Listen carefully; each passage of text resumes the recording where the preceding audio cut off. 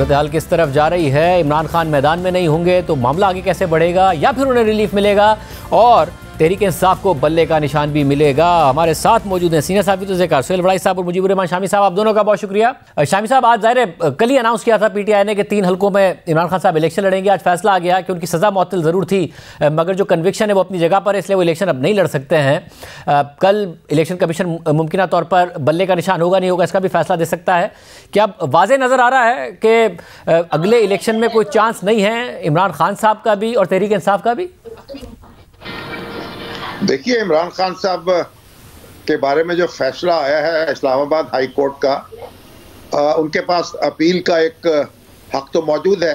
वो supreme court जा सकते हैं और अगर सुप्रीम कोर्ट से कोई रिलीफ मिल गया तो फिर तो वो इंतखाबात में हिस्सा ले सकेंगे, वगरना फिर जाहिर है उनका रास्ता बंद हो जाएगा। और जहाँ तक बल्ले के निशान का ताल्लुक है, वो भी इलेक्शन कमीशन कल फैसला करेगा। अब बल्ले का निशान उनको मिलता है या नहीं मिलता, और या तहरीक इंसाफ एक पार्टी के तौर पर इंतखाबात में हिस्सा ले सकती है या नहीं ले सकती, अब ये कल फैसला हो जाएगा। उसके बाद वो अपील कर सकते हैं, लेकिन वक्त जो है तेज़ी से उनके खिलाफ जा रहा होगा, तो हो सकता है किसी रजिस्टर्ड पार्टी के साथ उनको कोई मामला हो जाए और उसके प्लेटफॉर्म से फिर टिकट जारी कर सकें, ये भी मुमकिन है। आप शामी साहब कैसे, आप वड़ाई साहब आप कैसे देख रहे हैं सूरत हाल को? देखिए, जो आइडियल सूरत हाल है वो तो है नहीं। आइडियल सूरत हाल तो यही होनी चाहिए कि सबको लेवल प्लेइंग फील्ड मिले। इमरान खान साहब भी, नवाज़ शरीफ भी, जरदारी साहब भी, फजलुर रहमान भी, और भी सब एक्टर्स जो हैं पॉलिटिकल, उनको बराबर का मौका दिया जाए।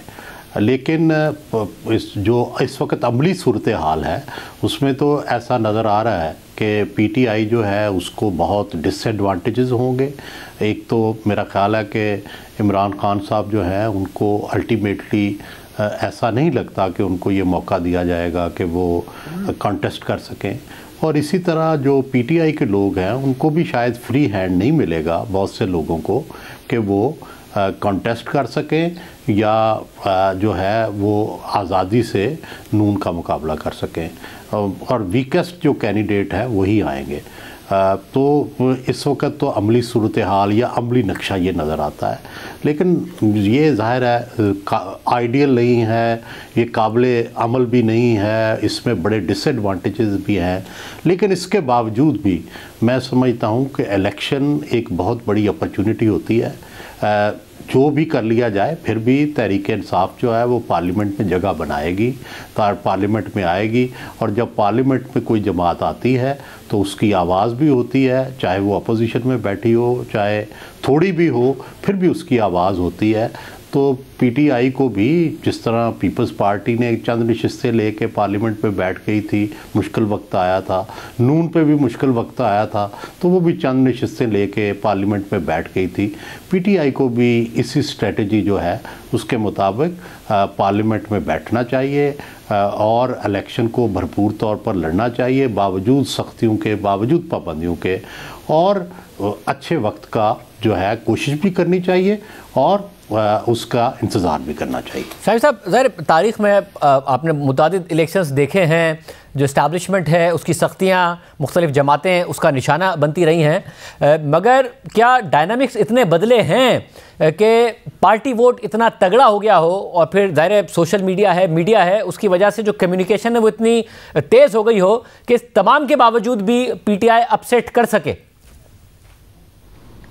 देखिए, पीटीआई के लिए तो मुश्किल ये है कि क्या वो जमात के तौर पर इंतखाबात में हिस्सा ले सकेगी या नहीं ले सकेगी। यानी इलेक्शन कमीशन ने जो फैसला करना है वो निशान का फैसला नहीं करना, बल्कि पीटीआई के बहैसियत जमात किरदार के बारे में फैसला करना है। तो अगर पीटीआई यानी जमात के तौर पर इलेक्शन कमीशन तस्लीम ही नहीं करता तो फिर तो उसके लोग जो हैं वो आज़ाद हैसियत में हिस्सा लेंगे, और इस तरह की उस्ताद जो है वो तो किसी सियासी जमात पर नहीं पड़ी गुज़श्ता कई दहाइयों में। तो आप ये देखिए कि पीटीआई के लोगों को फिर बड़ी मुश्किल दरपेश होगी, उनको किसी न किसी रजिस्टर्ड जमात के साथ फिर मामला करना होगा कि वो उसके निशान पर इलेक्शन लड़ लें, या फिर आज़ाद हैसियत में इलेक्शन लड़ना होगा। मगर वो तो फिर काफ़ी मुश्किल हो जाएगा ना कि अगर हर कॉन्स्टिट्यूंसी में निशान मुख्तलिफ हो। लेकिन बहरहाल जो भी सूरत है, मेरा ख्याल पीटीआई ने अभी तक तो अपने आप को मनवाया है और ये एहसास दिलाया है कि वो आगे बढ़ी है और उसके जो लोग हैं तमाम तर मुश्किलात के बावजूद उससे जुड़े हुए हैं और पुरजोश भी हैं और पुरअज़्म भी है। आप उनसे इख्तलाफ कर सकते हैं, उनकी गलतियों का आप शुमार कर सकते हैं, आप उन पर तनकीद कर सकते हैं, लेकिन ये बात तो अपनी जगह हकीकत है ना कि उसके वजूद का इनकार नहीं किया जा सकता। और वो भी ऐसा है कि उसकी ताकत में इख्तदार छोड़ने के बाद इजाफा हुआ है, कमी नहीं हुई। और अब भी आप उसको नज़रअंदाज करके अगर सियासी अमल को आगे बढ़ाएंगे तो वो सियासी अमल जो है वो तवाना नहीं होगा। ये बात दुरुस्त है कि पीटीआई को रास्ता निकालना चाहिए, किसी ना किसी तौर जैसे भी मुमकिन हो इंतखाब में हिस्सा लेना चाहिए और उससे उसकी पुरानी गलतियों का अजाला भी हो जाएगा और नई गलतियां जो हैं वो भी ज़रा मुश्किल हो जाएंगी, फिर वो सीधे रास्ते पर चल सकेगी। और वड़ाई साहब, क्या ये मुमकिन होगा अगर इलेक्शन कमीशन एक ऐसा फैसला दे भी दे, क्योंकि अब इलेक्शन के सारे मामला खुद सुप्रीम कोर्ट देख रही है, सुप्रीम कोर्ट चाहती है कि जो डेडलाइन है उस पर अमल हो और 8 फरवरी को किसी भी तरीके से इलेक्शन हो जाए, मगर एक इतनी मकबूल जमात से उसका निशान ले लिया जाए या वो इलेक्शन न लड़ सके, उसके उम्मीदवार आज़ाद हो जाएं और सुप्रीम कोर्ट ये देखती रहे जबकि वो खुद अब सारे के सारे मामलात को देख रही है, ये मुमकिन होगा आपके ख्याल में तहरीक इंसाफ को इस तरह बाहर करना? नहीं, मेरा नहीं ख्याल कि ये मुमकिन होगा। मेरा ख्याल है कि उसको बैट का निशान भी मिलेगा और उसको एज ए पार्टी जो है वो हिस्सा भी लेने दिया जाएगा। मेरा ये ख्याल है कि ये जो दबाव है ये रहेगा और आखिरी 8-10 दिन में ये धुंध जो है वो साफ़ भी कर दी जाएगी, क्योंकि ज़ाहिर है इलेक्शन की एक क्रेडिबिलिटी भी है, इंटरनेशनली भी देखा जा रहा है, लोग भी देखा जा रहे हैं और फिर जो जीतने वाले हैं उनको भी मज़ा नहीं आएगा और जो हारने वाले हैं उनको तो ज़ाहिर है बिल्कुल ही ये काबिल कबूल नहीं होगा। तो मेरा ख्याल है कि नहीं, इस तरह तो नहीं करना चाहिए इतनी ज़्यादती। लेकिन वैसे भी देखें इस वक्त की जो सूरत हाल है ना, जो कुछ हो चुका है उससे भी ऐसे लगता है कि नून लीग ही जीत जाएगी। एक खदशा है 10% का कि भाई इस सारी पाबंदियों के बावजूद भी पीटीआई के वोटर आके सब कुछ उल्टा ना दें, लेकिन बहरहाल इलेक्शन तो एक रिस्क होता है और उस रिस्क से गुजरना चाहिए सबको, पूरी कौम को, मुक्तदरा हो या इस्टेब्लिशमेंट हो या निगरान हो, सबको। अगर इलेक्शन में सरप्राइजेज़ ना हो तो वो इलेक्शन क्या है? तो इलेक्शन में सरप्राइज़ तो होते हैं, लेकिन बहरहाल उसकी वजह यह है कि अगर अपोजिशन नहीं होगी, अगर आप अपोजिशन बिल्कुल ही आप गला घोट देंगे, उसको हिस्सा ही नहीं लेने देंगे, तो इससे भी कोई अच्छा इम्प्रेशन जो है वो इक़्तिदार में आने के बावजूद नहीं पड़ेगा। जो हुकूमत का हुस्न भी तभी होता है जब साथ अपोजिशन भी हो। और मगर शामी साहब, ये जो एक तहरीक इंसाफ का एतमाद है, वो कहते हैं अगर हमें मौका मिल गया इलेक्शन लड़ने का, बल्ले का निशान हुआ बैलेट पेपर पर, तो फिर तो किसी और का चांस ही नहीं है। दूसरी तरफ नून लीग है, वो कहते हैं कि नहीं जी, देही इलाकों में हम बड़े स्ट्रॉन्ग हैं और शहरी इलाकों में भी ऐसा नहीं है कि हम बिल्कुल फारिग हैं तहरीक इंसाफ के आगे। आपको लगता है 16 माह की हुकूमत एक इतनी बड़ी लाइबिलिटी है कि नवाज शरीफ भी रिवाइव नहीं कर पाएंगे नून लीग को और तहरीक इंसाफ का कॉन्फिडेंस ठीक है, या फिर नून लीग ठीक कह रही है कि वो इलेक्शन जीत जाएंगे अगर तहरीक इंसाफ को मौका भी मिलता है इलेक्शन लड़ने का? देखिए, तहरीक इंसाफ जो है वो अपनी कैंपेन के ज़रिए से उसने एक अपनी नफ्सियाती बर्तरी जो है उसको तो कायम किया है और उसने हालात को इस तरह मुतासर किया है कि उसका वज़न जो है वो महसूस होने लगा है और बाद औक़ात ज़रूरत से ज़्यादा महसूस होने लगा है। लेकिन ऑन ग्राउंड अगर आप देखें तो कोई मामला ऐसा नहीं होगा कि कोई टहलता हुआ आए और वो सब नशिस्तें जीत कर ले जाए। यानी यहाँ मुकाबला होगा और पंजाब में भी मेरा गुमसान का रन पड़ेगा और मुस्लिम लीग नून जो है वो एक बड़े प्लेयर के तौर पर मौजूद होगी। उसको एक यानी ये तासुर जो है कि वो उसको जीतना है और इक़्तिदार उसे हासिल करना है, ये उसे तक़वियत दे रहा है और लोग उसकी तरफ रजू भी कर रहे हैं। अभी आप देखें कि उसके जो टिकट के लिए हज़ारों लोगों ने अप्लाई किया है।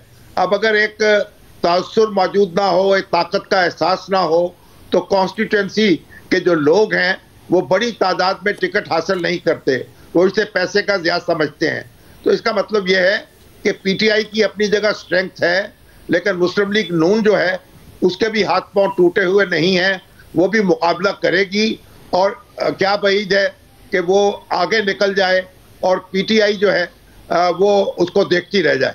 आप बताइएगा बड़ाई साहब, अगर पीटीआई को इलेक्शन लड़ने का मौका मिलता है तो कोई चांस है नून लीग का?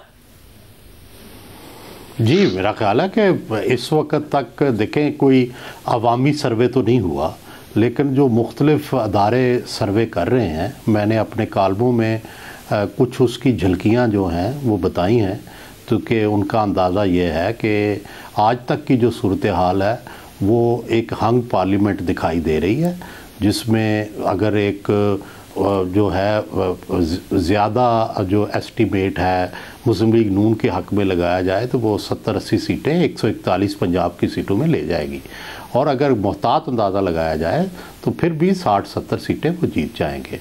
और इसी तरह पीपल्स पार्टी जो है वो 50 से लेकर 60 तक सीटें जीत जाएगी।